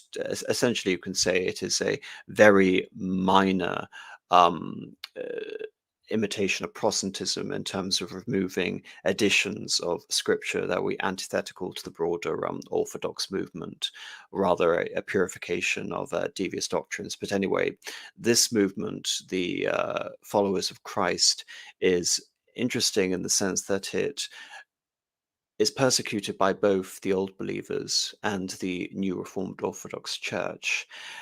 As this movement becomes more alienated, more associated with a more extreme heterodoxy, in which one has direct communication with the Holy Spirit, and upon this direct communication, we have the descent into forms of ecstasy, or the idea of a rejoicing through direct understanding, or you can say gnosis, with the Holy Spirit, bypassing all the structures of a established religion which have been imposed on this. But we also have ideas of the mortification of the flesh, the practice of celibacy, yet at the same time, we have accusations of writhing naked bodies which are involved in this convulsion, or the act of the descent of the Holy Spirit. And this leads to accusations of, erotic dances, intoxication, sexual perversion. And one of these theories goes that the followers of Christ is a predecessor to figures such as the starlet's Rasputin in the early 20th century, in the essence that redemption, or redemption in a total sense, can only be achieved through an explicit sin, i.e., the greater the sin, the greater the redemption, or clarity in terms of the redemption. Of course, this movement is associated with mutilation, and it's associated with, you can say, alienation and perversion, but it's not necessarily associated with the idea of transformation or castration. And it is the movement which spawns of the followers of the Christ 100 years later, which adopts elements of castration and something you brought up earlier, which is what we're seeing now, mastectomy, the cutting off the breasts, and of course, often associated with the removal of the clitoris itself. So you can say the logical endpoint of the mortification of the flesh, the surrendering of the weight of the world, all the perversions associated with things that are imposed by the demiurge, the evil demon who has built this artificial reality, is to be redeemed through focusing the original sin not on the original temptation of Eve and taking the forbidden fruit, but in the creation of a dynasty of man itself through the copulation of Adam and Eve, which is the greater sin compared to the original temptation. And so to amend that, one rejects life through physical castration and the removal of all aspects of the body in both female and male that can in any way lead to a sexualization of the form. And you can say this is one of the most extreme instances of the idea of castration as associating with sacrifice, and the idea, again, which is associated with the modern transgender movement and this idea of the non-binary, is effectively to create a sexless, androgynous cult. And this survives throughout the context of the 18th century with hundreds of thousands of members up until its effective repression, interestingly enough, by Stalinist Russia in the 1920s and 30s. Yes, very, very interesting. An idea of the future and of our world in which everybody all the time, everywhere experiences the same disappointment as I did it as a child, taking the clothes off of Ken dolls and Barbies to figure out what was going on. They would have it be that there would, if you look at some of these pictures of the sculpcy, you see these horrific little, pubic bone plastic dolls, and what's even more horrifying in certain respects is the sense in which they think that makes them closer to angels as depicted, as fundamentally androgynous. Yes, but just before we move on, just because again, I wouldn't want this conversation to veer off before I have time to mention if that's okay, is to mention that this isn't simply an offshoot of orthodoxy either. I'm sure there are many other examples which I failed to bring up, but one I want to discuss particular, going off my my research into Jansenism recently, the pseudo Calvinist heresy that was prohibited by the papal bull Unigenitus in the early 18th century, which effectively was mainly focused on the idea of the relationship with sin and the communion, but also incorporating some Calvinist elements regarding the theory of predestination. In the early 18th century, there is a figure, Francois de Paris, who is a popular ascete, a popular monk, who begins to adopt a severe form of flagellation and establishes a community in Somida. After his death, he is effectively the saint of this movement, albeit he's never recognized as such by the Catholic Church, especially due to the association of Jansenism, which is officially prohibited. We have miracles which are directly associated with this, and we have self-flagellation, which is endemic to this movement. But after the death of Francois de Paris, we have, in terms of imitating the followers of Christ in Russia, we have this link with the direct communion with the Holy Spirit. And as we see the riving of naked bodies and the sexualization of young women in the followers of Christ, this is emblemized in this cult by the idea of the convulsionaire, he who convulses. Effectively, there are unverified accounts of the convulsions actually lifting up various bodies and the convulsion itself representing some sort of miracle.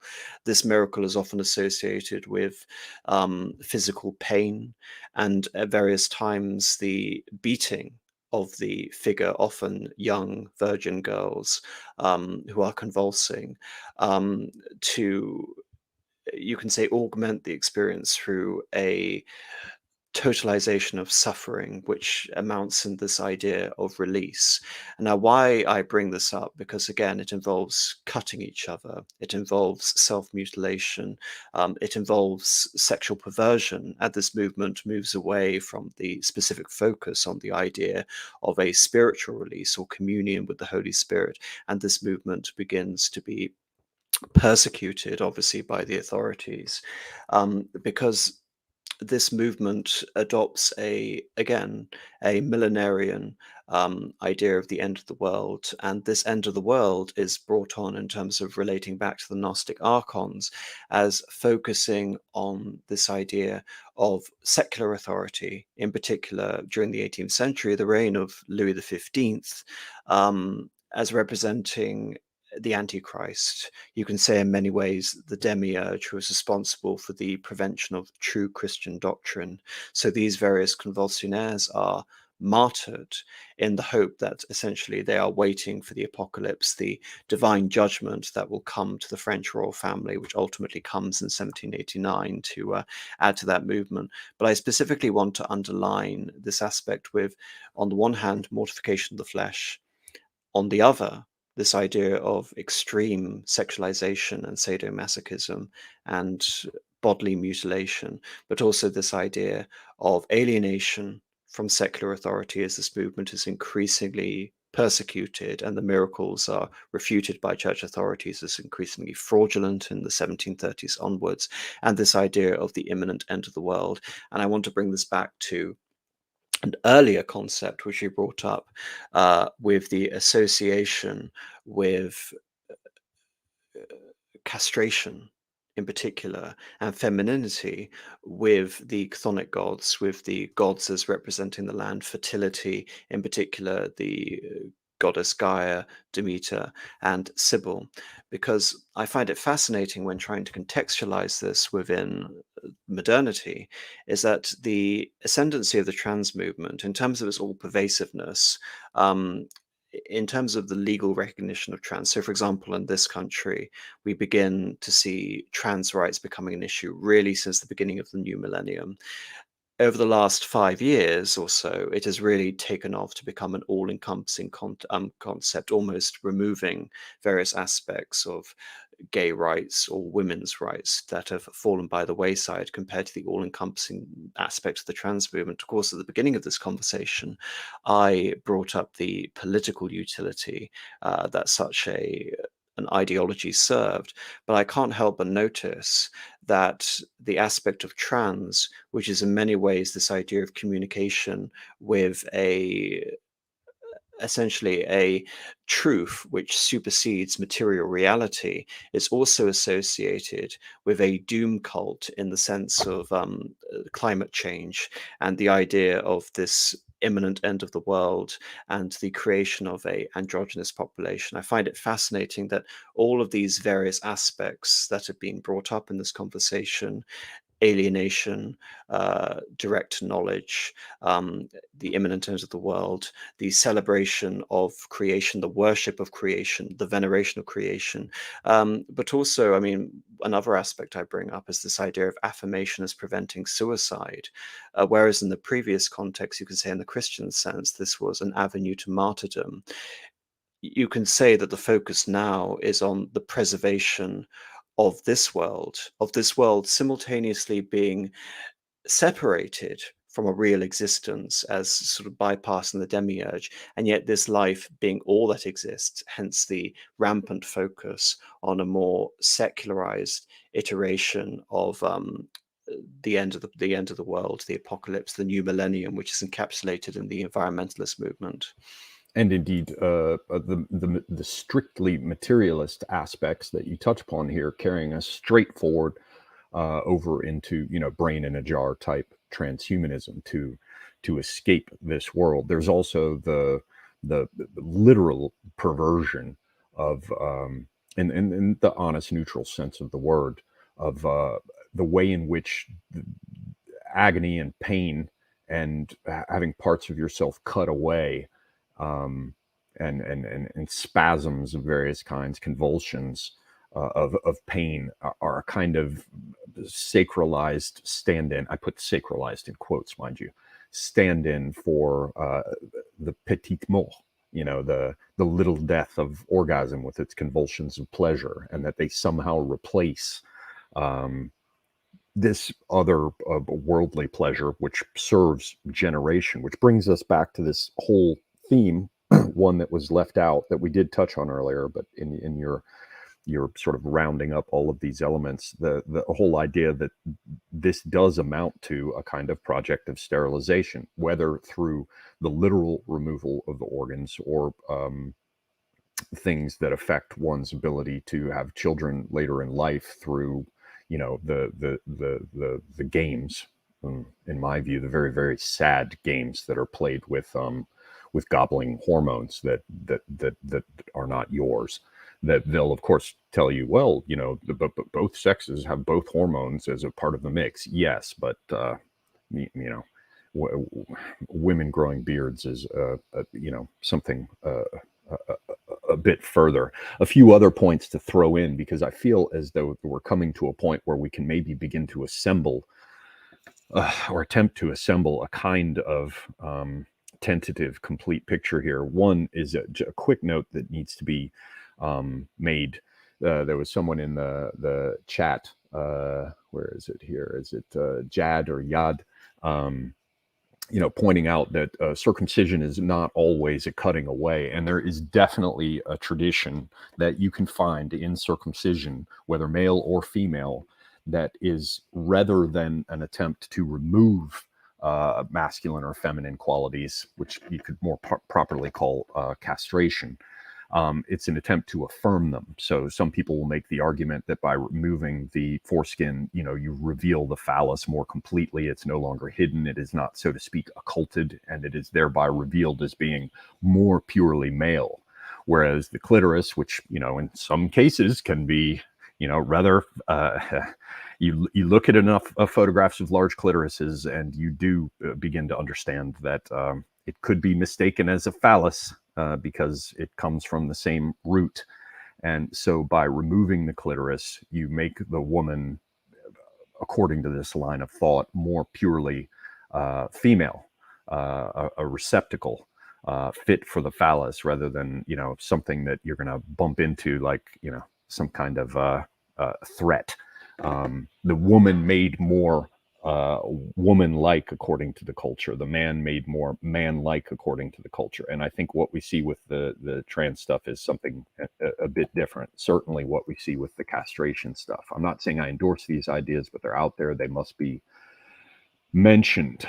Another thing that I think we should throw in is, in addition to this point, I hope we'll both remember, of sterilization, mass programs of sterilization, is the idea of cutting off the genitals of men after they're defeated in battle, which was very much an Egyptian practice. And there are some who have argued that, you know, in coming out of captivity in Egypt, that's when the Jewish peoples got, you know, really enthusiastic about things like circumcision as symbolic. And, you know, we see in the story of the rape of Dinah, which I talked about with Luke over on his channel, we see a very clear idea of circumcision used as a weapon, echoing this idea of enemies defeated in battle having their parts cut off. With the rape of Dinah, you see someone who's been conceived of an enemy because of the supposed rape, and thereby are sort of symbolically castrated beforehand, which is what makes their defeat possible, because, you know, they're all laid up recovering from circumcision, thinking that they're going to be allowed into Dinah's clan, and they're instead they're murdered. So that's another angle. And so I guess my best attempt, I'll throw it out there if it's okay with you, AM, at a kind of summary is, well, first we have a point you brought up. It was also brought up by Kate in the chat, this idea of the green stuff and the great mother and the earth. And, you know, we shouldn't have children, especially, of course, white people shouldn't have children, because you wouldn't want to bring them into the world. Well, I mean, that fits in very nicely with your idea that castration was a symbol of a conquered people, and it was a punishment prescribed to a defeated nation. In this sense, you can say that sterilization and castration is a post-Christian version of original sin and the most obvious identification of conquest, but more again in terms of the specificity and the prevalence of one race committing such act alongside, you know, child sacrifices, encapsulated in infanticide, abortion. But again, we can move this concept along from the original sin of whiteness, and, you know, link back to this idea of the original castration of Uranus and say that, again, this is political in terms of its motivation. It represents a usurpation. It represents a fall from grace. And combine this with the chthonic devouring mother elements, all of this is also in service of protecting the mother goddess in terms of preserving the creation, in terms of preserving the natural world as it so exists. And that entails essentially the cutting off of our genitals and bathing in, essentially, it's on the one hand, it's celebrated as a cycle of life and death, but as we can really understand, it is a death cult. Yeah, utterly nihilistic, certainly from the perspective of fertility. And I think in that respect, it's worth underscoring the idea that with the ancient Egyptians, why would you? I mean, it's very widespread practice among our peoples as well to slaughter the men and incorporate the hot broads. This is something that since time immemorial, that's how populations. I mean, hell, we've still got Neanderthal DNA running around inside us. So meditate upon that. But the why did the Egyptians opt for unmanning their captives? Well, because you'd then have slaves, and those slaves would be human labor. That's energy, right? At a time, when horsepower was really horses, and pyramids were raised by sweating slaves, you would not want to get rid of that those valuable assets, but you didn't have to worry about them reproducing. And here we cross over into the realm of how the unsullied become more closely tied to regimes, both in the sense you just mentioned, where you only have the pure that can approach the goddess, the men that dress as women and have parts cut off of themselves, but also in the sense that we saw with the later Roman Empire, certainly with the Ottoman Empire, where those who could be trusted, who were closest to you, were allowed to attend to your women and to handle your affairs of state, had to be bound to you more closely, and to not have any further interests, not have any future, because the loss of fertility is in many respects the loss of the future. The sacrifice of one's fertility is the sacrifice of one's future. And so here, this nihilistic, anti-human death cult that also gets called transhumanism and transgender. It's all about exceeding categories. If you go look at the word transgender itself, you've got trans. It's a word-forming element meaning across, beyond, through, on the other side of, or to go beyond, right? From Latin, across, over, beyond. And so you have crossing over, passing through, or transgressing. And then you have this idea of gender. And this is not only gens, like genital and genetics, but it's also kind, sort, class, or a class of people sharing certain traits. So you can see here the idea of exceeding all categories. And given my own studies related to signification and arbitrariness, the absolute slavering fascination these days with asserting that everything is arbitrary, that all categories exist so that they may be transgressed. We have this basic idea: transgender is the escape from all categories, all types and kinds. So it's the escape from species themselves. It's so thoroughly and utterly nihilistic. The last thing that I'd want to throw in as my sort of attempt to get a grip of this is that we have to look at the aspect of children. And I think with the ancient Semites, certainly with the Jews among them, you had the idea that that we have this sort of innovation of circumcision taking place with the child. And I think that ties to Abraham and Isaac, and the idea that it's, if you're willing to sacrifice the child, it's no longer necessary to actually do it. It can be represented through this ritual. Well, that has us with the idea of sacrificing children. And we see the whole idea of the Tophet, and the idea that, we can sacrifice the child in order to gain whatever it is we wish, whether we're, sacrificing to Tenet or otherwise, or to Kibele or Hecate. The children, we have to look at the children.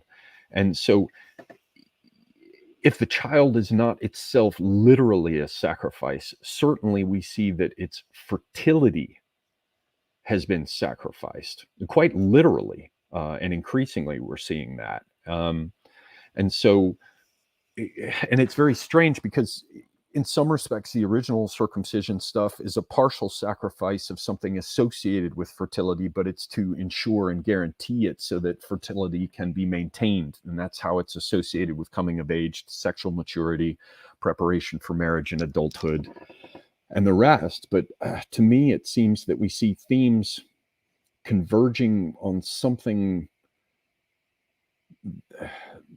that's like hermaphroditism in the sense that it exceeds or transgresses categories, and it's made accessible through a sacrifice of fertility. We can escape the world, we can escape the lower by sacrificing our fertility. Or to say it another way, it's as though we see a sacrifice of sexual organs and processes, including, for the gobblers of glandular excretions that are not their own. There's the sacrifice of endocrine processes as well as the sexual organs and processes, which is to say, again, the sacrifice of one's own fertility. And it is in pursuit of this promise of transcending categories themselves, asserting that they're utterly arbitrary. So the sacrifice is real. To transcend the categories of fertility itself is to become a dead end in more ways than one. And a primal reality associated with all of this, that runs very deep, is perhaps the way we see this dead-endedness, this infertility, this absolute nihilism reflected in a certain group's suicide figures themselves. And I think that's a wonderful summation and conclusion. I certainly can't really add anything to that other than to simply agree with all of the points you've raised there, and bringing this up in terms of the current attempt to sterilize children, I think, is a fitting endpoint.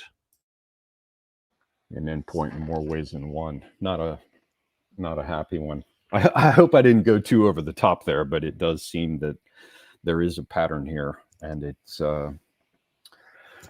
not a cheerful one. Well then, is there anything further you would like to add, AM?